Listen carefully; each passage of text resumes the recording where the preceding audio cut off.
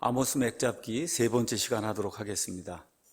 우리가 이제 지난주에 아모스 대언자가 대언하게 된 이유에 대해서 이 설명하는 내용을 이제 살펴봤습니다. 아모스 이제 3장 8절 가서 보니까 좀 이상한 말이 나오죠. 사자가 부르짖은 즉 누가 두려워하지 아니하겠느냐.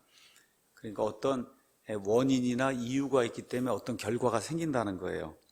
그러니까 주 하나님이 말하였은즉 누가 대언하지 아니하겠느냐. 여러분 아시는 것처럼 아모스는 유다, 남한국 유다의 드고아에서 농사를 짓던 것 같은 농부였어요. 하나님께서 그를 부르셨어요.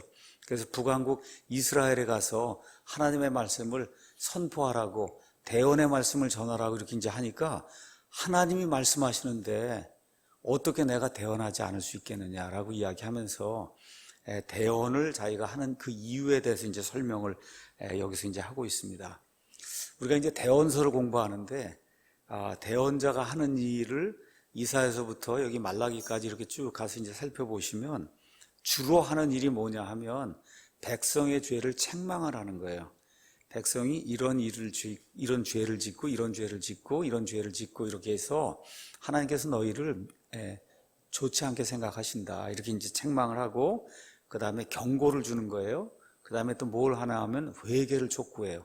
회개 촉구. 이런 내용이 거의 대다수고, 그러면서 이제 특별히 이제 예수님의 재림의 때까지 이걸 이제 쭉 끌고 가서 맨 마지막에 이스라엘 12지파가 다시 회복해서 돌아온다고 하는 이러한 그 메시지가 이사야부터 말라기까지 나오는 대언서의 어떤 핵심 줄기가 되는 그런 메시지다.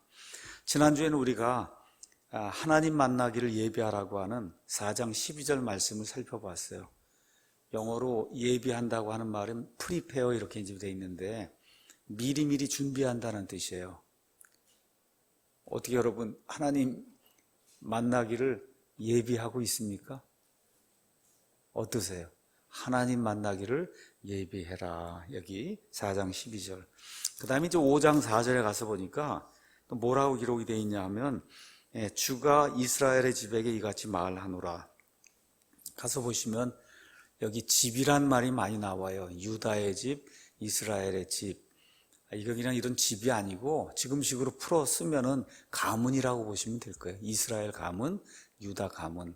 그래서 아마 현대 역본들 가운데는 가문으로 이렇게 이제 표현한 이와 같은 그 번역도 있는 것 같습니다. 근데 어쨌든 그냥 집이에요. 그 집 밑에서 모든 일이 이루어지기 때문에 그냥 우리가 이제 가문하고 이렇게 의역을 하지 않고 있는 그대로 이제 집이라고 이제 번역을 했습니다. 그래서 주 하나님이 뭐라고 말씀하시느냐 하면 너희는 나를 찾으라. 그래야만 너희가 살 것이다. 이 사람들이 어떤 종교적인 그런 그 모습을 가지고 그래서 하나님께 예배 드린다고 하는데 하나님께서 말씀하시는 것은 너희가 내게 예배하는 게 아니다. 지금 다른 잡신들에게 지금 예배를 네가 하고 있는데 나를 찾아야만 너희가 살 수 있다. 이제 그렇게 이제 이야기하는 거예요. 그래서 하나님께서 이제 징계를 주시는데 죽이려고 징계를 주려고 하는 건 아니다. 그다음 5절 가서 보니까 베델을 찾지 말고 길갈로 들어가지 말며 부엘세바로 나아가지 말라. 아마 이 세 도시가 이스라엘 백성의 우상 숭배의 중심지였던 것 같습니다. 그래서 하나님께서 이런 데 가지 마라. 뭘 이야기하는 거냐? 나 외에는 다른 길이 없다는 거예요. 나 외에는 다른 길이 없다. 그래서 건물이나 장소, 어떤 뭐 사람들이 많이 모여있는 이런 집회 이런 게 중요한 게 아니라 주님, 그 하나님 자신을 찾아야 된다. 그렇지 않으면 6절에 가서 심판이 임한다고 하나님이 이제 말씀해 주십니다. 자, 여기까지 이제 우리가 지난 시간에 살펴봤고 오늘은 5장 7절 이후부터 이렇게 쭉 시작을 해서 마지막 9장까지 이 아모스에 남아있는 그 말씀을 총 이렇게 정리하는 그런 시간을 좀 갖도록 하겠습니다. 그 다음에 이제 세 번째 아모스가 촉구한 것은 뭐냐 하면 선한 것을 구하라는 거예요. 이 이스라엘 백성이 하나님 보시기에 너무 악한 일을 많이 한다는 겁니다. 그래서 하나님의 대언자가 하나님의 말씀을 지금 가지고 와서는 선한 것을 구해야 된다. 선하다는 거 굿 그렇게 돼 있죠. 좋은 것을 찾아야 된다는 거예요. 7절 가서 보니까 판단의 공의를 쑥으로 바꾸며 땅에서 의를 버리는 자들아 이렇게 이제 돼 있습니다. 판단의 공의는 이제 구약 성경에서 읽으실 때 재판할 때 이렇게 행해야 되는 공의를 그걸 판단의 공의라고 그랬어요. 이거를 쑥으로, 이게 무슨 얘기예요? 이게 쑥이 쓰잖아요. 그렇죠? 그러니까 사람들이 너무 쓰고 그러니까 먹지 못할 것으로 버린단 말이에요. 쉽게 말해 재판을 행할 때 공정하게 재판하지 않는 이런 일들을 행하고 의의를 땅에다 갖다 버리고 하는 이런 사람들 하나님이 회개를 촉구하면서 선한 것을 구해야 된다. 이제 그렇게 이야기해 주고 있어요. 10절 가서 보니까 그들이 성문에서 꾸짖는 자를 미워하며 올바르게 말하는 자를 싫어하는도다. 지금식으로 얘기하면 목사나 성경을 가르치는 교사가 이게 하나님의 길이 아니다. 지금 하고 있는 일이 옳지 않습니다 하고 이 강단에서 이렇게 설명을 하고 이렇게 말씀을 선포하면 그런 사람을 몹시 싫어한다는 거예요. 그러니까 북왕국 이스라엘이 멸망한 이유가 하나님의 올바른 말씀을 전달해주는 하나님의 사역자가 와서 말씀을 선포할 때 고개를 절레절레 흔들고 받아들이지 않으면 오히려 그런 사람들을 몹시 싫어하는 그런 일이 있었다는 겁니다. 11절에서는 12절에는 가난한 자들 약탈하는 그런 내용이 나오는데 너희가 가난한 자를 짓밟고 그에게서 미래 무거운 조세를 거두나니 그러므로 너희가 다듬은 돌로 집들을 건축하였으나 그 안에 거하지 못할 것이요 그래서 많은 것들을 착취해서 좋은 집을 짓고 또 좋은 포도원을 세웠으나 그것들의 포도즙을 마시지 못한다. 제가 말씀드린 대로 BC 760년경에 여기 아모스 대언자가 이스라엘에 대해서 이제 대언을 했고 그때로부터 약 40년 지나서 BC 721년경에 북왕국 이스라엘이 결국 멸절이 됩니다. 그렇죠? 그래서 40년이라는 이런 기간인데 어떻게 보면 긴 기간일 수도 있지만 어떻게 보면 굉장히 짧은 기간이에요. 그러니까 집을 지어놓고 영원히 살 것처럼 좋은 포도원 이렇게 만들어 놓고 영원히 나무에서 나는 무슨 열매를 먹을 것처럼 이렇게 생각하지만 얼마 안 남았다고 경고의 말씀을 주시는 거예요. 너희의 범법이 많고 너희의 큰 죄가 많음을 내가 아노라. 그들이 의인을 괴롭히며 뇌물을 받고 성문에서 가난한 자를 외면하며 그들의 정당함. 여기 정당함이라고 이제 번역이 돼 있는데 이게 사실 가서 이제 보시면은 right로 돼 있어요. 그들의 권리라는 거예요. 그들의 권리를 빼앗고 정당함을 빼앗고 이제 이런 일들을 한다는 거예요. 자, 그러면서 아모스 대언자 그 말씀 중에 참 기가 막히게 좋은 말씀이 있어요. 13절에 그러므로 그런 때에는 분별 있는 자가 침묵을 지키리니 그때는 악한 때니라 이렇게 기록이 돼 있어요. 때가 이렇게 악하고 사람들이 하나님의 말씀을 이렇게 전달하는데 듣지 아니하면 그러면 분별 있는 사람, 지식이 있는 사람, 지혜가 있어서 이런 것들을 깨닫는 그런 사람이 침묵한다는 거예요. 지금 우리 한국의 실정이 이렇게 지금 돼 있어요. 악한 자들이 나서서 나라를 완전 무장해제하는 이와 같은 그 일을 지금 저지르고 있거든요. 어떻게 분별 있는 사람들이 가만히 있는 거예요. 몰라서 가만히 있는 게 아닙니다. 지금 때가 악하기 때문에 지금 가만히 있는 거예요. 그런 때에는 분별 있는 자가 침묵을 지키리니 올바른 말을 해야 되고 할 사람들이 침묵을 지키면 그럼 뭐라 그랬어요? 그때는 악한 때라는 거예요. 왜 악해요? 하나님의 심판이 임할 날이 얼마 남지 않았기 때문에 악한 거예요. 그래서 제가 우리 성도들에게 부탁하고 계속 하는 게 뭐예요? 우리 성도들이라도 회개하고 하나님 앞에 돌아서야 된다.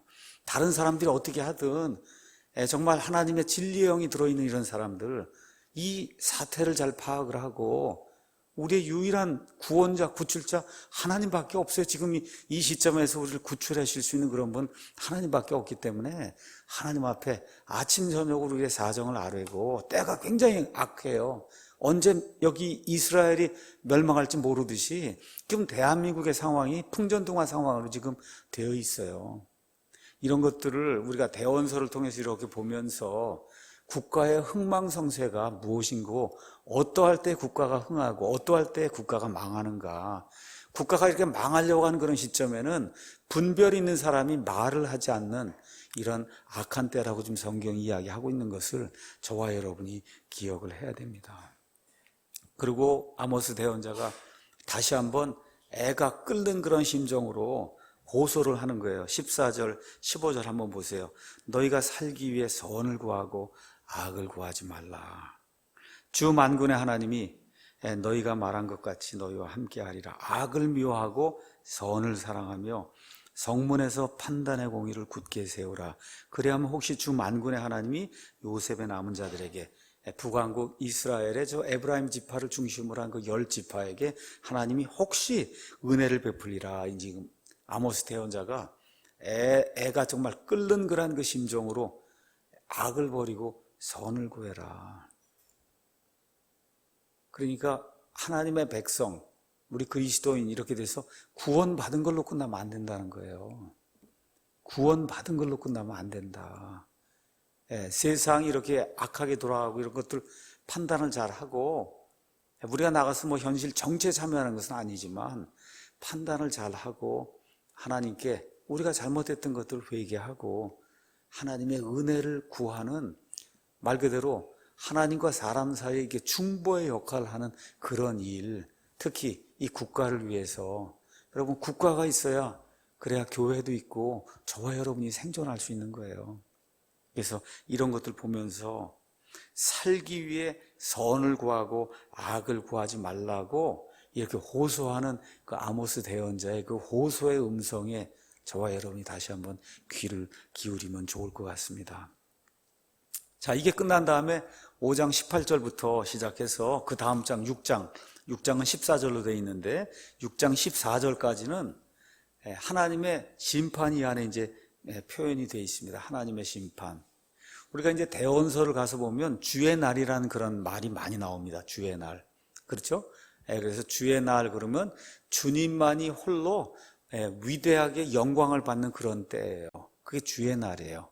자, 그래서 주의 날은 구체적으로 뭐 하나님이 사람을 만들고 이 세상의 모든 것이 끝날 때까지 하나님이 홀로 영광을 받는 그런 의미에서는 다 주의 날이지만, 여기 대언서에서 주의 날이라고 특별히 이렇게 지정을 할 때는, 그때는 7년 환란기, 그 다음에 천년왕국, 그게 끝나고 나서 하나님만이 홀로 영광 받는 새하늘과 새 땅, 이 전체 기간을 주의 날이라고 이야기하는데, 특별히 대언서는 이스라엘 백성을 향한 심판의 말씀을 이렇게 전달하기 때문에 주의 날의 상당한 부분이 다 7년 환란기를 이야기해요.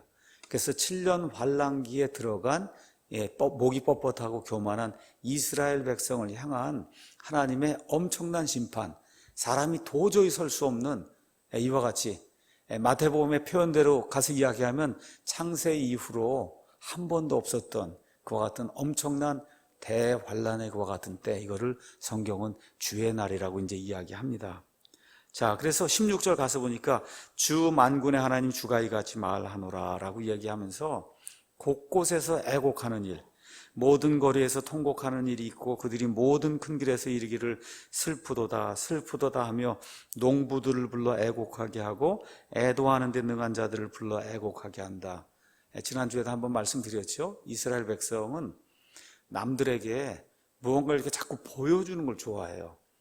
그러니까 돈을 주고 누가 어떤 사람이 죽으면은 그러면 애곡하는 여인들을 불렀단 말이에요. 그러니까 지금 너무나 엄청난 일이 생기니까 돈 주고 애곡하는 사람들 다 불러다가 그리고 애곡을 하라고 지금 이야기하는 겁니다. 왜 그러냐? 모든 포도원에서 통곡하는 일이 있으리니 이는 내가 너를 지나간다. 하나님이 이스라엘 전체를 지나간다는 거예요. 지나가는 게 나쁜 게 아니에요. 근데 지금 여기 지나간다는 의미는 앞뒤 문맥으로 보면 하나님이 심판을 가지고 지나가신다는 그런 문맥입니다. 18절에 주의 날을 사모하는 너에게 화가 있을지어다. 그날이 너에게 무슨 의미가 있는지. 이건 무슨 얘기냐 하면 요 옆으로 가시면 아모스 바로 옆에 요엘서가 나옵니다. 요엘서 가서 2장 한번 가서 보세요. 요엘서 가서 보시면 2장 1절에 너희는 시온에서 나팔을 불며 내 거룩한 산에서 경고의 소리를 내어 그 땅의 모든 거주민들이 떨게 하라. 주의 날이 이르느니라. 그날이 매우 가까운데 어둡고 캄캄하고 두렵고 정말 무서운 그와 같은 날이 주의 날이에요. 근데 여러분 7년 환란기가 끝나서 맨 끝에 주의 날이 맨 끝이 되면 7년 환란기 끝이 되면 누가 이 땅에 내려오세요? 예수님이 내려오시면서 이스라엘이 부활하며 이스라엘이 온 세상에 으뜸되는 그런 민족이 되는 때잖아요. 그렇죠? 그래서 이 7년 환란기 전체가 다 고통의 때인데 맨 마지막 때 이 7년 환란기 끝에는 이스라엘이 구출을 받고 구속을 받는 그런 일이 생기는 거예요. 요엘서 2장 한번 보겠습니다. 2장 28절 거기 가서 보니까 맨 마지막 때 이스라엘 백성에게 하나님의 영이 부어지는 내용이 그 안에 이제 기록이 돼 있어요. 자, 그래서 31절 크고 두려운 주의 날이 이르기 전에 해가 변하여 어둠이 되고 달이 변하여 피가 되려니와 누구든지 주의 이름을 부른 자는 구출을 받는다. 그러니까 지금 이스라엘 사람들이 가지고 있는 주의 날에 대한 환상이 있어요. 주의 날이 무섭다는 생각은 하지 않고 맨 끝에 이렇게 구출을 받고 구원을 받고 영광스러운 자리에 본인들이 들어가는 그 주의 날만 자꾸 생각을 하는 거예요, 이 사람들이. 그러니까 지금 여기 아모스 대언자가 뭐라고 이야기하느냐? 18절 주의 날을 사모하는 너희에게 화가 있다. 지금 어떻게 돼 있어요? 장사가 잘 됩니다. 물질의 풍요로움이 있어요. 한 번도 맛보지 못한 이런 게 있고 한 거예요. 이게 일이 잘 되는구나. 정말 하나님이 우리에게 축복을 베푸는구나. 막 이런 식으로 생각하면서 하나님의 복이 하늘에서부터 막 이렇게 떨어지는 이와 같은 주의 날을 지금 사모하고 있는데 하나님이 아니라는 거예요. 주의 날은 어둠이요 빛이 아니니 그것은 마치 사람이 사자를 피해 도망하다가 곰을 만나거나 혹은 집으로 들어가 손을 벽에 대었다가 뱀에게 물린 것 같아. 이렇게 도망해서 뭔가 이렇게 피했다고 생각하는데 거기에 더 큰 어려움이나 더 큰 위험이 있는 이런 때가 바로 내가 너희를 위해 예비한 주의 날이다. 너희가 생각하는 것처럼 그냥 막 물질의 풍요함이 있고 뭐 모든 민족들이 으뜸이 되고 하는 그게 먼저 오는 게 아니라 예수님 표현대로 창세 이후로 한 번도 당해보지 못한 그와 같은 대환란, 어두움, 고통, 아픔, 슬픔 이렇게 돼서 예레미야의 그 표현대로 이야기하면 남자들이 산고를 겪는 여인같이 허리를 잡고 너무너무 무섭고 아프고 힘들어서 그렇죠. 이와 같은 의미의 그 야곱의 고난할 때 이거를 너희가 겪게 되는데 너희는 그런 거 생각 전혀 하지 않고 그저 하나님이 저 위에서 뭐 소나기 같이 그냥 복을 퍼부어주는 이런 주의 날만 생각하니 그 지금 잘못됐다고 이야기하는 겁니다. 다시 한번 하나님이 뭐라 그러냐 하면 주의 날은 어둠이 아니겠느냐. 그것은 빛이 아니니라 심지어 너무 어두움으로 그날에는 밝음이 없지 아니하겠느냐라고 하면서 이스라엘 백성이 회개하고 돌아서지 않으면 하나님께서 이들이 기대하지 않는 이와 같은 엄청난 어둠과 고통과 아픔과 이 슬픔, 이와 같은 환난의 날을 주시겠다고 이제 이야기를 하고 있는 겁니다. 자, 그러면 백성이 구체적으로 무슨 죄를 지었느냐? 그 내용이 21절에서부터 23절에 나와 있어요. 내가 너희의 명절날들을 미워하고 여러분 아시는 것처럼 이스라엘 백성에게 7개의 명절이 있었어요. 레위기 23장 가서 보시면 그러면 안식일도 있고 그 다음에 유월절, 무교절, 그렇죠? 초실절, 또 넘어가서 오순절, 그 다음에 나팔절, 장막절, 속죄일 뭐 등등 해서 많은 그런 그 명절이 있으면 그 명절날 하나님께 이렇게 바치라고 하는 그런 헌물을 막 드리고 이렇게 했단 말이에요. 명절날을 미워하고 심지어 멸시하여 너희의 엄숙한 집회들에서는 냄새를 맡지 않는다. 뭐예요? 가서 이렇게 어린 양을 태워서 연기를 이렇게 해서 올려드리면 하나님이 그거를 향기로운 냄새로 맡는다 그랬잖아요. 근데 그거 아무리 올려봐도 내가 냄새 맡지 않겠다는 거예요. 비록 너희가 나를 위하여 번제 헌물과 너희의 음식 헌물을 드릴지라도 내가 그것들을 받지 아니하며 너희의 살진 짐승으로 드리는 화평 헌물도 내가 중히 여기지 않는다. 거들떠 보지 않는다는 거예요. 여기 regard라고 하는 이런 단어가 나온 거 아예 그냥 존중하지 않는다는 거예요. 거들떠 보지 않겠다는 거예요. 그래서 뭐라고 얘기하냐? 너는 내 노래소리를 내 앞에서 없애라. 내 현악기의 곡절을 내가 듣지 아니하리라. 일이 잘 됩니다. 풍요로워요. 그러니까 그냥 음악을 하고 노래를 하고 이러는데 하나님이 뭐라고 말씀하시지? 지금 그럴 때가 아니라는 거예요. 지금 그럴 때가 아니다. 앞으로 40년 정도 있으면 그럼 어떻게 돼? 멸절이 돼서 아예 그 10지파가 딴 쪽으로 이제 끌려가게 되고 그러면서 결국 사마리아인이라고 하는 이 혼혈 종족이 태어나는 그런 아주 슬픈 일이 이들의 지금 눈앞에 있는데 이걸 전혀 알지 못하고 일이 잘 되고 물질이 풍요로우니까 그러니까 하나님이 우리에게 복을 주신가 보가 하고 하나님이 원치 않는 그와 같은 일들을 행하는 그런 모습이 이 안에 이제 기록이 되어 있습니다. 다시 한번 또 하나님 뭐라고 말씀하시냐면 오직 판단의 공의를 물같이 의를 힘찬 시내같이 흐리게 할지어다. 여러분 이런 내용 미가서에도 나오고 이 대언서 가서 보시면 그러면 판단의 공의를 물같이, 이거 옛날 성경의 표현대로 하면 하수같이, 하수, 커다란 이런 홍수같이 이렇게, 그 다음에 의를 힘찬 시내같이 흐르게 할지어다, 이런 내용 하면서 하나님이 가난한 자, 약한 사람, 그렇죠? 사회적인 그와 같은 그 약자, 이런 자들에게 공의와 재판의 공정함을 베풀어야 된다. 지금 성경이 그렇게 이야기하고 있는 거예요. 자, 이런 거 이제 보면서 저와 여러분이 꼭 기억을 해야 될 게 있습니다. 어떤 분들, 특히 사회주의 아니면 하여튼 그런 것 쪽으로 빠져 있는 분들은 신약 성경 말씀은 전혀 인용하지 않아요. 그 하지 않고 꼭 이 말씀, 그렇죠? 정의를 하수같이, 공의를 이렇게 홍수같이, 이것만 인용을 해갖고 하나님이 이렇게 하는 것만 원한다, 그렇게 주장하는 사람들이 굉장히 많습니다. 잘 들으셔야 돼요. 여기 아모스가 이렇게 말씀을 이렇게 전하고 있는 대상은 누군가요? 누구예요? 이스라엘 백성이에요. 하나님은 공의와 정의를 베푸는 거 이스라엘 백성뿐만 아니라 지금 이 시대에도 모든 사람이 그렇게 하기를 원하시죠? 맞습니까? 예, 그거 원하세요. 그런데 이스라엘 백성에게 요구한 거하고 지금 교회 시대를 살아가는 그리스도인들의 요구하는 게 조금 다르다는 걸 저와 여러분이 꼭 기억하셔야 돼요. 지금 여기 이스라엘 백성에게 공의를 하수같이, 그래서 정의를 강물같이 이렇게 흘려서 이렇게 보내라고 이야기할 때 그 사람들이 살던 그 시대 상과 지금 우리와 다른 게 있어요. 그것은 뭐냐면 그 시대는 신정정치예요. 신정정치.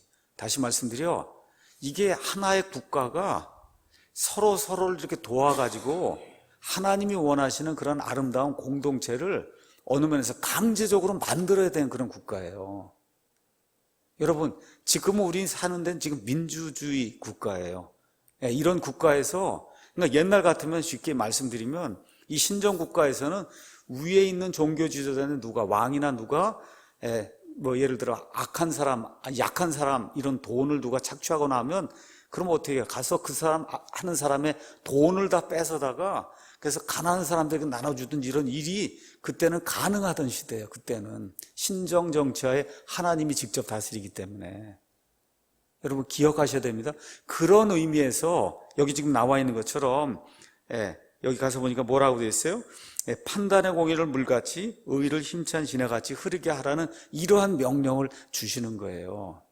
그러니까 그 당시에 하나님이 이거를 그 신정국가 그 백성에게 법으로 요구를 한 겁니다. 법으로 요구를 한 거예요. 반드시 그렇게 해야 된다. 자, 그래서 이 대언서에 가서 보시면 이와 같은 하나님의 요구가 어디에 나와요? 먼저 출애굽기 되면서 이집트 땅을 벗어나면서 하나님이 율법을 주시면서 이와 같은 요구사항을 모세오경에 다 이렇게 기록을 해놓으셨어요. 그걸 지키라고 이제 말씀하시는 거예요. 너희가 신정국가 국민이고 내가 너희의 왕이고 너희가 내 신하로서 종이라고 하면 반드시 이걸 지켜야 된다. 이런 의미의 이 정의와 공의 이야기가 이제 많이 나오는 거예요. 그런데 신약시대, 지금 우리가 지금 살고 있는 교회 시대, 이 교회 시대, 이 교회 시대 하나님의 백성, 저와 여러분은 신정국가 백성이 아니라는 걸 기억을 해야 됩니다. 신정국가 백성이 아니에요. 그래서 예수님의 복음은 여러분이 사도행전 이후부터 시작이 돼서 사도 바울과 이 사도들이 들고 나가서 선포한 그런 말씀 가운데 여기처럼 정의를 물같이 의를 힘찬 시내같이 흐르게 할지 이런 내용이 있습니까? 없습니까? 있어요? 없어요? 없어요. 그런 내용 없어요. 구약 시대에는 물질이라고 하는 것 자체가 하나님의 복의 척도였어요. 왜냐하면 땅에 있는 백성을 향해서 주변에 있는 모든 사람들이 이렇게 볼 때 저 사람들이 저렇게 복을 받은 거 보니, 저 하나님의 백성이 복을 받은 거 보니 저 하나님은 정말 좋은 분이구나, 이거를 보여주기 위해서 어느 면에서 원시적인 그런 형태의 복을 주신 거예요. 물질의 복을 보면 다른 주변 사람들이 보고 저들이 섬기는 하나님 참 좋은 분이구나, 이렇게 알 수 있도록. 근데 저와 여러분에게 신약 성경에 들어오면서 하나님이 물질의 복을 약속하신 게 있습니까? 없습니까? 없어요. 하나도 없어요. 뭐만 약속했어요? 하늘에 있는 영적 초소들에 앉는 그와 같은 복만 허락하셨어요. 맞습니까? 그러니까 이런 물질적인 어떤 걸 가지고 그거를 신약시대 복음의 일부로 해서 이걸 전파하게 되면 그것은 신약시대 예수 그리스도의 복음이 아닙니다. 제가 분명하게 말씀드릴게요. 예수님의 십자가의 복음, 이 부활의 복음, 우리가 가서 이걸 전해서 하나님의 영적인 백성이 되라고 우리가 지금 선포를 하는 거지, 구약시대 이스라엘 백성처럼 땅의 백성이 되라고 선포하는 게 아니라는 걸 저와 여러분이 기억하셔야 돼요. 다시 말씀드려, 교회가 선포하는 그런 그 복음, 가난한 자들도 도와야 된다, 이런 거, 그건 하나님의 기본 속성이기 때문에 우리가 그걸 가르치지만, 그렇지만 그것이 복음의 일부가 돼서 교회에서 반드시 사회정의를 실천하고, 그렇죠? 여러분, 요새 사회정의라는 건 다른 거 없어요. 경제민주화라는 거예요. 경제민주의 핵심이 뭐예요? 있는 사람 거 뺏어다가 가난한 사람 나눠주라는, 그게 경제민주화. 이름이 경제민주화지 민주화가 아닙니다. 뺏어다가 가져다 나눠주라는 거예요. 이러한 일은 신약성경이 절대 우리에게 이야기하지 않는다는 거. 그러니까 구약시대 대언서의 말씀을 가지고 하나님의 속성과 하나님이 원하시는 하나님의 백성이 해야 될 그런 일들을 깨닫는 것이 중요한데, 이거를 신약시대로 이렇게 적용을 해갖고 우리가 선포하는, 교회에서 선포하는 이 복음 안에 경제민주화니 무슨 사회정의니 이런 것까지 다 집어넣어서, 그래서 예수 그리스도의 복음을 희석시키고 이것 중심으로만 나가야 된다, 이거 주장하면 이것은 예수님을 알지 못하는 거예요. 신약시대의 복음이 무언가를 알지 못하는 겁니다. 여러분, 제가 이야기하는 그 포인트 이해하시겠어요? 예. 너무나 많은 이러한 그 인본주의 교회들, 인본주의 신학자들, 그런 게 뭐예요? 대표적인 사례가 천주교 사제구현단이에요. 정의사제구현단. 여러분 아시겠죠? 대표적인 사례가 천주교 정의사제구현단이에요. 뭐 하자는 거예요? 가서 사회정의를 해야 된다는 거거든요. 예수님의 복음 전하지 않고 이렇게 되면 안 된다는 겁니다. 그러니까 신약시대의 복의 개념과 구약시대의 복의 개념이 다르다는 거. 왜 다르냐? 하나는 신정국가고 지금은 신정국가가 아닙니다. 신정국가가 아니에요. 그렇기 때문에 하나님께서 우리에게 심지어 주신 복도 영적인 복, 하늘에 있는 그 복만 주셨지, 이 땅에서 잘 살고 못 살고 하는 거, 그것까지 하나님이 약속은 해주지 않았습니다. 다만 확률적으로 몸 건강하게 잘 유지하고 부지런히 일하고, 그렇죠, 이렇게 하면 확률적으로 더 잘 살 수 있는 거는, 그거는 신구약 전체가 다 똑같은 거예요. 그래서 이런 내용들 잘 기억하시면서 대언서를 읽으셔야지.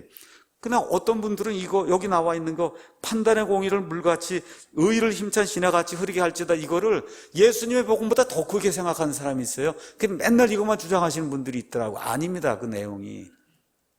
이해하시겠죠, 여러분? 하나님의 속성을 이해하고 하나님이 이걸 기뻐한다는 걸 이해하는 건 좋은데, 이런 것들을 예수 그리스도의 복음으로 안으로 밀어넣어서 그거를 반드시 교회가 사회정의를 실천하고 경제민주화를 실천하고 이렇게 나가면 그것은 성경이 원하는 것 같은 복음이 전혀 아니라는 거 꼭 기억을 하셔야 됩니다. 그래서 교회는 예수님의 복음을 선포하고 하나님의 백성을 말씀으로 무장하는데요, 무장시키는 데가 교회입니다. 사회정의 믿습니다. 성경 말씀이 이야기하기 때문에. 그럼에도 불구하고 지금식으로 얘기하는 뺏어다가 나눠주는 이런 일은 교회가 해서도 안 되고 하나님이 미워하는 일이다. 심지어 구약시대에도 하나님이 누구 거 뺏어다 주라는 얘기 하지 않았어요. 어떻게 다 자발적으로 하기를 원하시는 거예요. 자발적으로 하기를 원하시는 겁니다. 이런 것들을 좀 기억하면 좋을 것 같아요. 자, 그리고 이런 사람들이 어떤 일들을 했냐? 25절, 26절에 오 이스라엘의 집아, 너희가 광야에서 40년 동안 희생물과 헌물을 내게 드린 적이 있느냐? 오히려 너희가 너희의 몰록의 장막과 너희의 형상들, 기운, 곧 너희가 너희를 위하여 만든 너희 신의 별을 가지고 다녔다. 이게 무슨 얘기입니까? 하나님이 이집트 땅에서 이스라엘 백성을 구원해 줬어요. 그렇죠? 그리고 이 사람들이 말을 듣지 않으니까 40년 동안 광야에서 방황하면서 뭘 줬어요? 성막도 주시고, 그렇게 해서 이 사람들이 와서 헌물도 바치고 다 그랬는데, 하나님 뭐라고 이야기하는 거예요? 이 40년 동안 희생물과 헌물 드렸습니까? 안 드렸습니까? 드렸어요? 안 드렸어요? 분명히 드렸는데 하나님 편에서는 안 받았다는 거예요. 왜 그래요? 모세가 저 십계명 받으러 올라갔다가 하는 일을 보니 모세가 내려오는 게 늦어지니까 어떻게 해요? 곧바로 어떻게 이 금송아지를 만들어 갖고, 그리고 금송아지를 숭배하잖아요. 그러니까 이 사람들 마음속에 할 수 없이 지금 하나님 섬긴다고 얘기하고 헌물을 갖다 바치는 거지. 실제 그 마음속에는 이집트에서 섬기던 그 금송아지, 이 금송아지가 그냥 마음속에 가득 있었다는 거예요. 그러니까 바치긴 바쳤어요, 외형적으로. 근데 하나님 뭐라 그래? 안 바쳤다고 얘기하는 거예요. 지금 북왕국 이스라엘도 마찬가지예요. 북왕국 이스라엘의 시조가 누굽니까? 여로보암이잖아요. 여로보암이 왕이 되자마자 한 게 뭐예요? 저 위쪽에 있는 단과, 그렇죠? 예루살렘에서 한 35km 이렇게 위로 가면 베델이 있는데 그 베델에다가 뭘 갖다 놨어요? 금송아지를 하나씩 가져다 놨잖아요. 그렇죠? 그러니까 그 이스라엘 백성이 뭐 100%는 아니겠지만 거의 대다수가 하나님께 예물을 갖다 드렸는데 실제로는 다 우상을 숭배한 거다. 하나님 그렇게 얘기하는 거예요. 저와 여러분 이런 말씀을 좀 읽으면서 좀 저와 여러분뿐만 아니라 예수님을 믿는다고 하는 그런 사람들이 다시 한번 좀 생각을 해봐야 돼. 정말 우리가 무엇을 하려고 주일날 예배를 드리러 오는가? 무엇을 하려고 헌금도 드리고 무엇을 하려고 교회를 다니고 그리스도인이라는 그러한 명칭으로 불리고 있는가? 이렇게 되면 곤란하잖아요. 그렇잖아요? 내내 뭘 갖다 바치고 하나님께 예배 드린다고 했는데 하나님이 난 그런 거 받은 적이 없고 너희는 오히려 여기 몰록이라든지 기운이라든지 너희가 만든 이와 같은 이 잡신 머릿속에 있는 그 신들에게 사실은 경배를 한 거다. 그 결과가 뭐예요? 27절 그러므로 내가 너희를 다마스쿠스 너머로 포로가 되어 가게 한다. 어떻게 된다는 거예요? 40년쯤 지나서 아시리아, 저 위에 시리아 넘어가면 뭐가 있어요? 아시리아가 있거든요. 시리아의 수도가 다마스쿠스예요. 그 너머로, 그게 어디예요? 아시리아로 포로가 되어 가게 그렇게 만들겠다고 하나님이 말씀하시는 내용이 그 안에 이제 기록이 되어 있습니다. 자, 6장에는 유다와 이스라엘의 자만이 이제 나와 있습니다. 자, 거기 가서 보니까 시온에서 안락하게 거하며 사마리아의 산을 신뢰하는 자들. 그러니까 시온도 여러분 이 예루살렘 나중에 이제 가서 이제 보실 계기가 있으면 높이 솟아있는 요새예요. 거의 난공불락의 요새예요. 거기 거하니까 유다 사람들이 아무도 우리를 침범하지 못한다 그랬어요. 그랬거든요. 어떻게 됐어요? 결국은 바빌론의 침략을 받아서 하나님의 성전이 완전히 회파되는 이와 같은 수치를 겪었고, 그 다음에 사마리아도 아마 산에 이렇게 위치해 있던 것 같아요. 그러니까 이것도 무슨 좋은 요새니까 북왕국 이스라엘 사람들도 누가 우리를 와서 침범하겠느냐 이렇게 이제 자만했다는 거예요. 너희는 갈레로 건너가 보고 거기서 큰 하맛이라고 하는 데는 역시 시리아의 큰 도시입니다. 그 뒤에 블레셋 사람들의 가드라고 하는 이러한 데로 한번 내려가 봐라. 그것들이 이 왕국들보다 나으냐? 이 왕국은 유다 왕국, 그 다음에 이스라엘 북왕국 왕국이에요. 그것들의 경계가 너희의 경계보다 더 크냐? 그렇지 않다는 거예요. 하나님이 이렇게 좋은 걸 주셨다는 거예요. 그런데 너희가 악한 일들만 계속한다. 그래서 그 결과 뭐예요? 3절에 너희가 재앙의 날을 멀리 두고 폭력의 자리를 가까이 오게 하는도다 하면서 이 사람들의 사치하는 그런 모습이 그 안에 이제 기록이 되어 있어요. 그들은 상아 침상에 눕고, 여러분 상아가 얼마나 비싼 건지 아시죠? 그런데 그들은 하고 나오는 거 보니까 그 당시 많은 유다 사람들, 이스라엘 사람들, 하여튼 제가 말씀드린 대로 가장 풍요로운 시대가 된 거예요. 여로보암 2세 시대.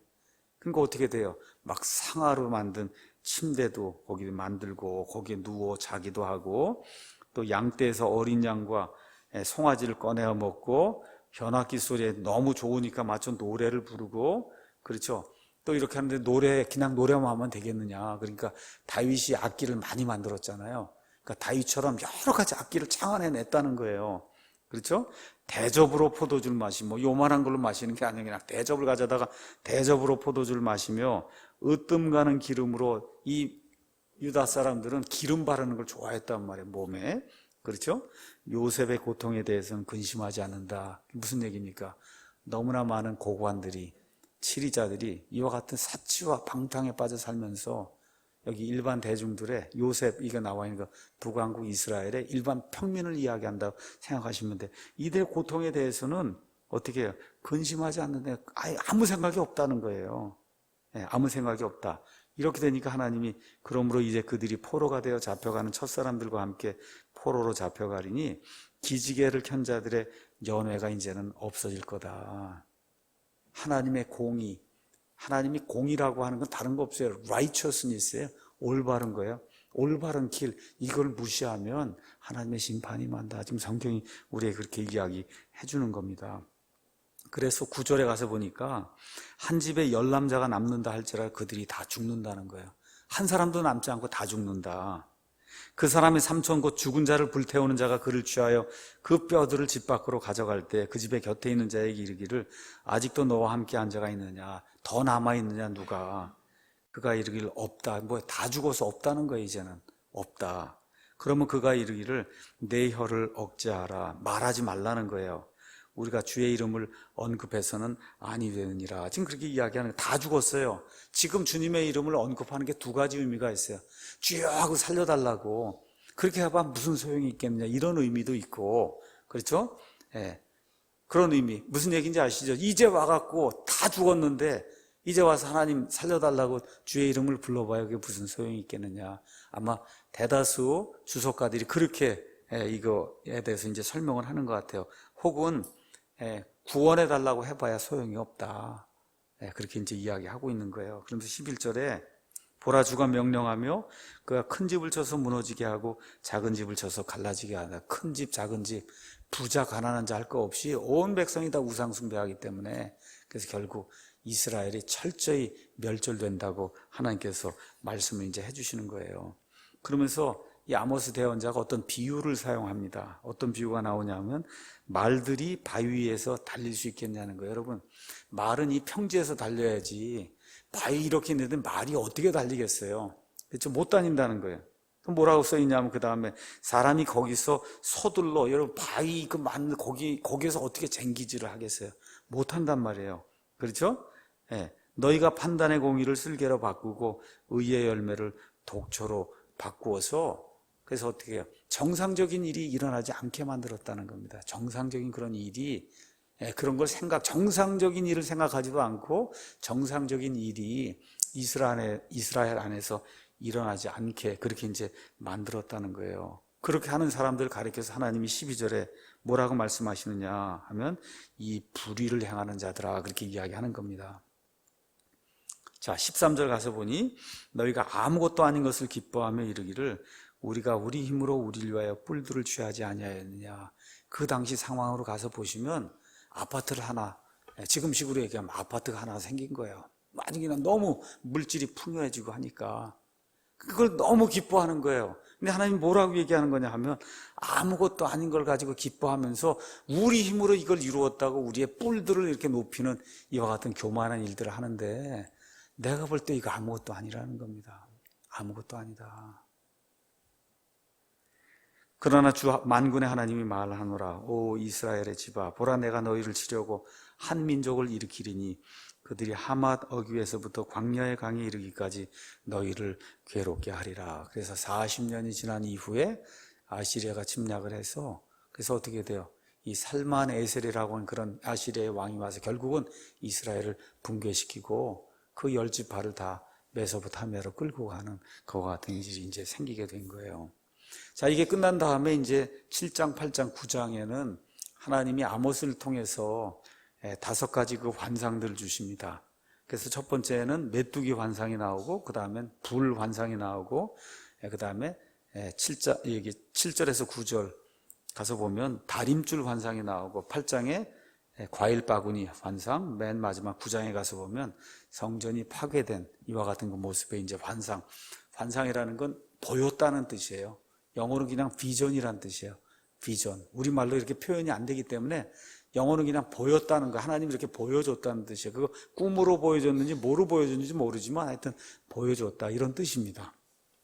자, 여기 7장에 가서 저와 여러분이 생각해 봐야 될 게 있습니다. 아모스는 대언자예요. 대언자가 하는 일을 여러분에게 설명합니다. 대언자는 주의를 기울여서 하나님이 무엇라고 말씀하시는지 자세히 정밀하게 들어야 돼요. 그러니까 하나님 쪽을 향해서는 주의를 기울여서 하나님 이야기하는 걸 잘 들어야 되고, 그런다면 어떻게 가서 말씀을 누구에게 전달해야 돼요? 사람들에게 가서 전달해야 되잖아요. 그때 전달할 때는 있는 그대로 신실하게 하나님 말씀을 전달해야 되는 사람이 대언자예요. 이거 대언서를 읽으면서 저와 여러분이 기억해야 될 게, 아모스나 혹시 신약시대 목사만 대언자라고 생각하시면 안 됩니다. 저와 여러분 모두를 하나님이 대언자로 불러주셨어요. 어떻게 하라고? 세상을 향해서 하나님의 말씀을 대신 전달하라고. 그러니까 저를 비롯해서 우리 신약시대 모든 성도들이 대언자적인 그와 같은 책임을 가지고 하나님의 말씀에 주의를 기울여야 되는데, 지금은 옛날처럼 하나님의 꿈으로 보여주고 뭐 환상으로 이런 때가 아니에요. 모든 말씀 어디다 주셨어요? 여기 성경 안에, 창세기부터 요한계시록 안에 하나님이 드러내 알려주고 싶은 모든 계시를 이 안에 다 보여주셨어요. 그러니까 자세하게 정밀하게 이 말씀을 읽고, 또 어떻게 해요? 말씀을 바르게 나누어야 돼요. 이게 신약시대 말씀인지, 그렇죠? 구약시대 말씀인지, 교회에게 주시는 말씀인지, 이스라엘 백성에게 주시는 말씀인지, 환란기에 들어간 사람들에게 주시는 말씀인지, 이런 모든 것들을 정밀하게 잘 판단을 해서, 그래서 어떻게 해요? 이거를 있는 그대로 신실하게 믿지 않는 자들, 믿는 자들에게 가서 전달을 해줘야 되는 거예요. 이 책무를 저와 여러분이 가지고 있습니다. 자, 그래서 아모스가 이 책무를 가지고 하나님의 일을 신실하게, 자세하게, 정밀하게 들어갔고 신실하게 이렇게 전달하려고 하는데, 대언자의 고민이 이제 생기게 된 거예요. 대언자의 고민. 그 대언자의 고민이 여기 7장에 이제 나와 있습니다. 첫 번째, 뭐가 문제냐? 하나님도 사랑하고 백성도 사랑하는데 하나님 말을 들으려고 하니까 백성이 죽게 생겼고, 그렇죠. 그대로 가서 전달하라니까 뭐 심판하라는, 심판의 메시지가 나오는 거잖아요. 그렇다고 해서 전달하지 않으면 그럼 하나님의 말씀을 전달하지 않는 거고, 이러한 지금 문제가 이제 생긴 거예요. 자, 그래서 첫 번째는 이제 뭐가 나오냐? 7장에 세 번의 환상을 주시는데, 첫 번째 1절에서부터 여기 3절까지는 메뚜기 환상이 나오는 겁니다. 메뚜기 환상. 여러분, 우리 그 이스라엘 백성들은 9월경에 씨를 뿌려요. 이렇게 해서 5월경에 추수가 아니라 춘수를 하는 거예요. 이스라엘에는 추수가 없습니다. 춘수, 봄에 거두는 거예요. 봄에. 이게 봄에 이제 5월경에 거두고 난 다음에 이제 9월까지 이제 가야 되는데, 그래서 5월부터 요 9월 요 사이에 그때 이제 다시 한번 풀이 자라고 이렇게 곡식이 조금 자라는 이와 같은 때가 있어요. 그래서 이와 같은 바로 그때 막 풀이 이렇게 자라는데, 요때 그래도 조금 곡식을 조금 모아야, 그래야 이제 다음에 5월이 돼야만 이 곡식을 완전히 이제 거두어들인 때가 있으니까, 요때 그 거둬야 되는 거예요. 그때 그 자라는 그거를. 그런데 어떤 일이 생겼냐면 메뚜기들이 와갖고 그때 자라나려고 하는 그런 이 곡식 요거를 다 먹어버리는 이런 환상을 하나님이 준 거예요. 그게 무슨 얘기예요? 이스라엘 백성이 이제 기근을 당하고 먹을 게 없게 되는 그런 일이 생길 거라고 하나님이 대언의 말씀, 이 환상을 이렇게 보여주니까, 그러니까 아모스가 이걸 가만히 생각하니 하나님 말씀도 들어야 되겠고, 이거 가서 그대로 전달하면 이스라엘 백성에게 화가 임하니까, 그러니까 어떻게 돼요? 오 주 하나님이여 간청하건대 용서하소서. 야곱이 미약하오니 그가 누구를 의지하여 일어서리까. 이 사람들이 이거 죄 짓는 백성은 맞긴 맞는데 이게 아주 미약한 자들입니다. 또 여기에 더구나 가난하고, 그렇죠, 약한 자들도 있지 않습니까? 하고 하나님과 사람 사이에 있어서 중보를 하는 거예요. 그때 주께서 이 말씀을 들으시고 이것으로 인해 뜻을 돌이키시며 이르시되 주가 말하노라 그 일이 있지 아니하리라. 그렇죠? 그 다음에 또 어떻게 됐어요? 주 하나님께서 불로 싸우려고 이렇게 부르시니 큰 불이 오는 거예요. 이런 이런 환상을 또 본 거예요. 그랬더니 아모스가 이게 이대로 덮치면은 그럼 이스라엘이 죽게 생겼으니까 또 똑같은 이야기를 하는 거예요. 주 하나님이여 간청하건대 그치소서. 야곱이 미약하오니 그가 누구를 의지해서 설 수가 있습니까? 그랬더니 하나님이 그 말을 들으시고, 그리고 어떻게 해요? 다시 뜻을 돌이키셨다. 근데 이제 세 번째 거는 하나님의 뜻을 돌이키지 않습니다. 뭐냐? 참고 참아요. 우리 믿는 사람들이 기도하고 회개하고 도와달라 그러고 해서 하나님이 참을 수 있는 데까지 참으면서 그래서 도와주시는 거예요. 지난 한 70년 동안 우리 믿는 사람들이 기도하고 이렇게 하면서 하나님 도와달라고 해서 나를 여기까지 오게 만든 거예요. 그런데 지식과 분별이 없어서 더 나가서 공산주의자들과 뭘 하려고 하는 이러한 일을 하면 이것은 나라 망하는 일입니다, 여러분. 목사로서 분명히 이야기해요. 세계 역사가 이야기하는 거예요. 망합니다, 이게. 깨닫고 돌아서고 저와 여러분이 어떻게 돼? 하나님께 회개하고 다시 한번 용서를, 여기 대언자 아모스처럼 기도해야 돼요. 기도해야 돼요. 다른 방법이 없습니다. 자, 그 다음에 이제 하나님께서도 뭘 보여주셨냐면 다림줄을 써서 쌓은 성벽 위에 주께서 자신의 손에 다림줄을 잡고 서신다. 지금 무슨 얘기입니까? 다림줄은 건물을 지으려고 하는데 옛날엔 무슨 도구가 뭐 레이저로 이렇게 해서 수직작 이런 게 없었어요. 그리고 어떻게 해요? 줄을 팽팽하게 내려가기 밑에 줄을 이렇게 달아가고 쭉 내리면, 그렇죠? 줄이 딱 쓸 거 아닙니까? 근데 건물을 세웠더니 이게 옆으로 간다든가 이렇게 되면 이거하고 비교해보면 수직인지 아닌지 알 수 있는 거잖아요. 그래서 이거 하는 게 다림줄이에요. 그러니까 다림줄이라고 하는 거는 옳고 그른 거를 구분하는 이와 같은 줄이에요. 지금식으로 얘기하면 하나님의 율법, 하나님의 말씀이 저와 여러분의 다림줄이에요. 하나님이 그 다림줄을 가지고 이렇게 재고 있는 거예요. 쟀는데 어떻다는 거예요? 삐뚤어졌다는 거예요. 삐뚤어졌다. 근데 지금까지 내가 참고 참았는데 이제는 더 못 참는다. 하나님 그 얘기하는 내용이 그 안에 기록이 되어 있습니다. 보라, 내가 다림줄을 내 백성 이스라엘의 한가운데 두고 다시는 그들 곁을 또 그냥 지나가지 아니하린다. 여러분 아시겠죠? 참고 참았단 말이에요. 그랬는데 더 이상은 참을 수가 없다. 이렇게 이제 돼서 40년 지나서 결국 마지막 호세아라고 하는 그 왕 때 이스라엘이 멸절되는 그런 내용이 성경에 이제 기록이 되어 있습니다. 자, 이렇게 하나님께 간절히 간구하는 그런 모습이 있는데 동시에 하나님의 말씀을 전달하니까 백성들 가운데 반발이 생겨요. 백성들 가운데 반발이 특히 누구에게 생기냐? 종교 지도자들한테 생기는 거예요. 그래서 지금 누가 나타났냐 하면 베델의 제사장 아마샤라는 사람이 나타난 거예요. 그래서 제가 말씀드린 대로 베델에 금송아지가 있었어요. 그래서 북왕국 이스라엘 예배의 중심이 베델인데 그 베델을 관장을 하는 이와 같은 그 제사장이 누구냐? 아마샤예요. 아마샤가 여로보암 왕에게 가서 잃는 거예요. 뭐라고 얘기하냐? 아모스가 이같이 말하기를 여로보암은 칼에 죽고 이스라엘은 반드시 포로로 사로잡혀 자기들의 땅에서 떠나리라 하니 왕께서 어떻게 좀 결단을 내리시고 이자를 어떻게 해야 되지 않겠습니까? 하고 왕한테 가서 이 상소하는 그런 내용이 그 안에 기록이 돼 있어요. 왕은 지금 무슨 얘기를 하지 않았습니다. 그 아마샤가 직접 또 아모스에게 가서 이야기하는 거예요. 뭐라고 얘기하냐? 너 선견자야. 선견자는 영어로 seer로 돼 있어요. 원래 선견자가 아니에요. 뭐예요? 대언자입니다. 대언자. 그러니까 이 사람이 조롱하는 말투로 너가 뭘 봤다고 하네. 봤다는 거예요. 아시겠죠? 지금 세계 봤잖아요. 너가 뭘 봤다고 하는데 그게 다 거짓말이다. 지금 그런 얘기를 하려고 하는 겁니다. 너는 가서 유다 땅으로 도망하고 너 원래 유다 백성 아니냐. 유다 왕국이 내 왕국이 아니고 거기로 도망하고 거기서 빵을 먹으면 거기서 대언하고 다시는 베델에서 대언하지 마라. 베델은 왕의 예배처다. 그렇게 이제 하면서 이 아모스 보고 하나님의 말씀을 전달하지 말라고 경고를 주는 내용이 그 안에 기록이 돼서 다른 얘기를 하면 위협해서 죽이려고 그런 거예요. 그렇죠? 이렇게 될 때 아모스가 아마샤에게 대언하는 말이 그 안에 기록이 되어 있습니다. 나는 대언자가 아니며 대언자의 아들도 아니었노라. 다만 가축치는 자요. 어떻게 돌무화과 나무 열매를 모으는 자였는데 내가 양떼를 따라갈 때 주님이 나를 데려가시고 그래서 주께서 내게 이르시기를 가서 내 백성 이스라엘에게 어떻게 하라고요? 대언하라 하셨느니라. 그래서 내가 유다 땅 이 드고아에서 지금 여기 북왕국 이스라엘로 와서 하나님께서 이렇게 말씀하신다고 대언하는 거다. 그런데 내가 나를 위협하고 죽이려고 하니 하나님의 대언의 말씀을 들어라. 그 얘기하면서 그러므로 주가 이같이 말하노라.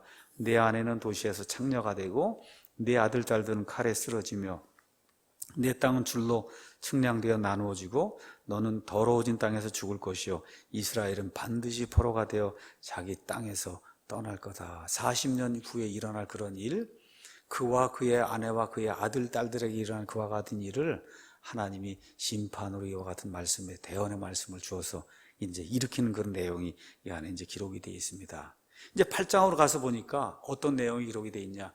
이렇게 백성이 하나님의 말씀을 거부할 때 나타나는 현상이 있어요. 어떤 현상이 있냐? 11절에 주 하나님이 말하노라.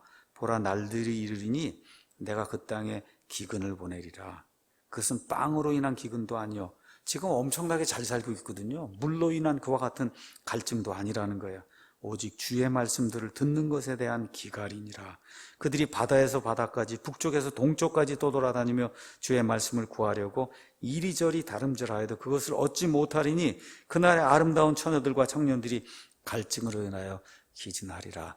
하나님이 말씀을 주시고 들으라고 대언자를 보내시고 경고하고 이렇게 하고 해도 안 들으면은 결국은 어떻게 돼요?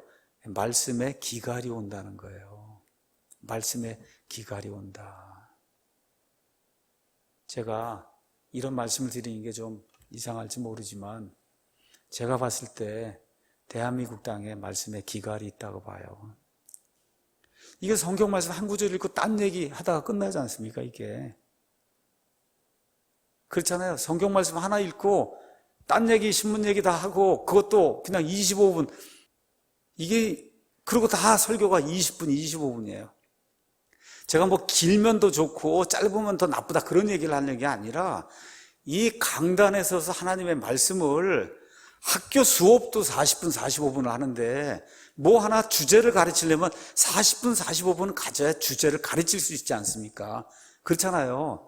근데 20분 25분 동안에 뭘 어떻게 가르치겠어요? 이 말씀을 읽고 그러면 어떻게 얕은 수준의 그런 부분이 나올 수밖에 없으니까 그러니까 말씀에 기갈이 생길 수밖에 없는 그런 구조예요. 그러니 유명하다는 그런 큰 교회 그런 목사님이 그런 상태니 작은 교회는 얼마나 더 하겠는가. 그래서 말씀에 기갈이 생기지 않으려면 그러면 하나님의 백성들이 이 말씀에 귀를 기울여야 돼요. 이게 귀를 기울이지 않는 결과가 뭐예요? 결과 말씀에 기갈이 생긴다는 겁니다. 어떤 사람이 이야기한 것처럼 홍수가 나면 물은 엄청나게 많은데 먹을 물이 없는 겁니다, 여러분. 맞습니까? 지금 보세요. 유튜브 보고 얼마나 많습니까? 이게 뭐가 홍수가 났어요. 이게.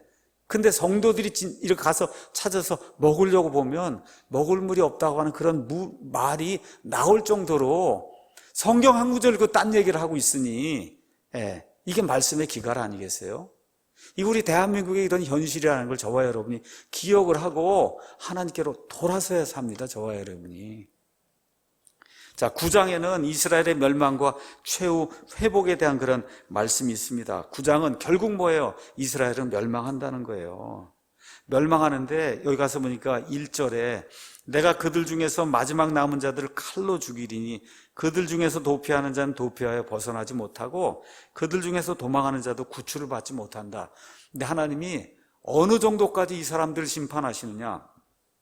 땅을 파고 지옥으로 들어가던 내 손이 거기서 붙잡는다는 거예요. 여러분, 지옥이 어디 있습니까? 땅 속에 있어요. 땅 속에 있어요. 성경의 지옥은 땅 속에 있어요. 그래서 땅을 파고 거기 지옥 속으로 들어가도 내가 끄집어낸다는 거예요. 하늘로 올라가도 거기서 끄집어내고 갈멜산 꼭대기에 숨어도 내가 끄집어내고 그렇죠. 바다 밑에 숨어도 끄집어낸다는 거예요. 그럼 어떻게 여러분 저 하늘 위 아니면 여기 땅 아니면 바다 밑 아니면 땅 밑 여기 외에 갈 데가 어디가 있어요? 그 네 군데지. 그렇죠. 어디로 숨어도 하나님이 다 끄집어내서 심판하신다고 이 정도로 하나님이 철저하게 이스라엘 백성을 심판하시겠다는 이러한 그 말씀을 우리에게 이제 주시는 겁니다. 그런데 하나님이 5절 6절에 나를 우습게 보지 마라. 나를 우습게 보지 마라. 내가 어떤 존재냐? 주 만군의 하나님은 그 땅에 손을 대어 그것을 녹게 하고 여러분 그 땅을 녹게 한다는 거예요. 이 화산 같은 거, 용암 같은 게 분출이 이렇게 되면 땅이 녹잖아요. 그렇죠? 이렇게 할 수 있는 존재다 내가. 그렇게 이야기하면서 그 안에 거하는 모든 자가 애곡하게 하며 그 땅을 홍수같이 이렇게 들어서 올렸다가 밑으로 내렸다가 이렇게 이거 모든 거 할 수 있는 그런 존재다. 그가 하늘에 자신을 위하여 여러 층을 건축해. 여러분 천국에 가면 여러 층이 있다는 거예요. 이 하늘에 여러 층을 건축하고 그렇죠? 땅에 자신의 군대를 세우고 바다의 물들을 불러 지면에 그것들을 쏟는다. 해일이라든지 오면 이 바닷물들이 그냥 이 땅 위로 쏟아져 올라오는 거 아닙니까? 그 일을 지금 내가 하고 있다. 무슨 얘기야? 내가 온 세상 우주 만물을 무에서 유로 창조한 하나님인데 나를 무시하지 말라. 내가 말한 거 그대로 지키는 그런 존재다. 하나님이 그렇게 이야기해 주시는 겁니다. 이렇게 이제 이야기하면서 맨 마지막에는 그럼에도 불구하고 아브라함으로 인해서 이스라엘 백성을 최종적으로는 구출해 주신다고 하는 소망의 메시지가 이 안에 기록이 되어 있습니다. 자, 그래서 가서 보니 어떻게 되어 있냐. 8절에 보라, 주 하나님의 눈은 죄를 짓는 왕국 위에 있나니 내가 그 왕국을 지면에서 끊어 멸하려느니와 야곱의 집은 철저히 멸하지는 않는다. 철저히 멸하지는 않는다. 이 말씀 이제 해주시고 11절에 이건 뭐 더 이상 설명할 필요가 없으니 읽고 마치겠습니다. 주가 말하노라, 보라 날들이 이르리니 쟁기질하는 자는 11절부터 읽는 게 좋겠네. 그날에 내가 다윗의 쓰러진 장막을 일으켜 세우고, 그날은 맨 마지막 때 예수님 재림하는 때입니다. 이 7년 환란기 어려움이 다 끝나고 맨 마지막에 재림하는 그때 그것에 무너진 것을 막으며 내가 그의 허물어진 것들을 일으켜 세우고 내가 그것을 옛날과 같이 건축하리니 이것은 그들이 에돔의 남은 자들과 내 이름으로 불리는 모든 이교도들의 남은 자들을 소유하게 하려 합니다. 그래서 천년왕국이 시작이 되면 이 세상 모든 민족들 가운데 이스라엘 백성이 으뜸이 되는 그런 일이 생기게 된다는 거예요. 자, 그래서 14절에 내가 내 백성 이스라엘의 포로된 자들을 다시 데려오리니, 그래서 온 이스라엘, 흩어져 있던 그 이스라엘이, 이 지파들이 예루살렘으로 이제 모이는 그런 일이 시작이 된다. 그들이 피폐한 도시들을 건축하여 거기 거주하며 포도원들을 세우고 그것들의 포도즙을 마시며, 이렇게 돼서 일단 1차적으로 1948년 5월에 모여들기 시작한 거예요. 이게 최종적으로 예수님 재림하신 때 온 땅에 있던 그런 이스라엘 사람들이 모이는 그런 일이 있다는 겁니다. 내가 그들을 그들의 땅에 심으리니, 심는다 그래서 영어로 플랜트란다는 썼어요. 여러분, 이렇게 심으면 어떻게 이게 단단히 고정이 되는 거거든요. 그들이 내가 그들에게 준 그들의 땅에서, 저 팔레스타인 땅에서 다시는 뽑히지 아니한다. 여러분, 저 이스라엘 백성이 다시는 뽑히지 아니하고 저 땅에 영원 무궁토록 거한다고 하는 이러한 그 위로의 말씀을 이스라엘을 심판하시면서도 하나님이 긍휼을 베풀며 이렇게 주신다는 거. 그러니까 이거 들으니까 하나님의 그 사랑과 그 다음에 하나님이 죄를 미워하기 때문에 어쩔 수 없이 자신의 백성도 미워하는 거, 이런 게 막 교차적으로 이렇게 나타나면서도 끝에는 하나님이 그 백성을 잊지 아니하시고 나중에 불러서 하나님의 일을 이루신다는 이런 아름다운 말씀이 이 안에 이제 기록이 되어 있습니다. 결론 말씀드리겠습니다. 저와 여러분이 아모스를 9장을 이제 살펴봤어요. 정말 하나님이 원하시는 예배를 드리고 있는가? 예배는 월십이라고 되어 있어요. 월십은 가치가 있는 거를 존중히 여기는 그게 예배예요. 저와 여러분 여기 예배 드리는 이제 주일날이고 나오잖아요. 진짜 우리 하나님이 예배, 우리의 존중을 받을 만한 그와 같은 가치가 있는 분이신가? 이거 생각을 하시고 아이들과 함께 손잡고 오셔서, 그래서 이 집에서 하나님께 하나님이 기뻐하시는 영과 진리로 예배드리는 그런 우리가 좀 되면 좋을 것 같습니다. 또 이걸 하려면 다림줄이 있는데 그 다림줄은 옳고 그른 걸 구분하는 거예요. 지금식으로 하면 신구약 성경이에요. 이 신구약 성경에 비교해서 이렇게 빗대서 정말 저와 여러분이 하고 있는 일들이 하나님 보시기에 아름다운가 늘 살펴봐야 됩니다. 또 하나님을 찾고 있는가? 하나님을 찾지 않으면 그럼 심판이 임한다고 성경이 이야기하고 있어요. 또 하나님 만날 것을 예비하고 있는가? 여러분 예비하고 있으십니까? 예. 이것이 없으면, 이런 것이 없으면 어떻게 돼요? 말씀의 기갈이 온다는 거예요. 그래서 저와 여러분 가운데 말씀의 기갈이, 우리나라 이 기독교에게 말씀의 기갈이, 우리 대한민국의 말씀의 기갈이 있다고 하면 이게 온 겁니다. 어떻게 돼요? 회개하고 하나님을 구해야 우리가 살고 우리 교회가 살고 대한민국이 살 줄로 믿습니다.